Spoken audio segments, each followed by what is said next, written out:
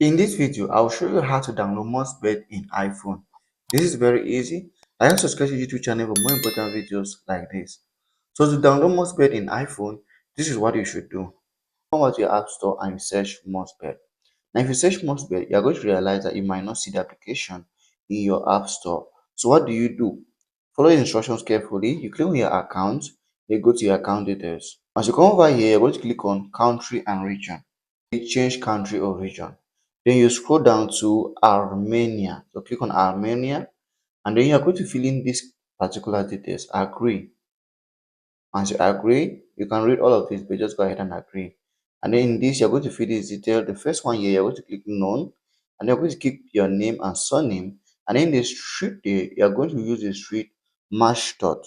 So here's the street match dot. And then street to leave optional or blank. And then postcode, you're going to use the postcode 3217. And in the city, you're going to use the city Goris. And then the phone number, you're going to use the phone number 98284402. Once that's all done, you click on next.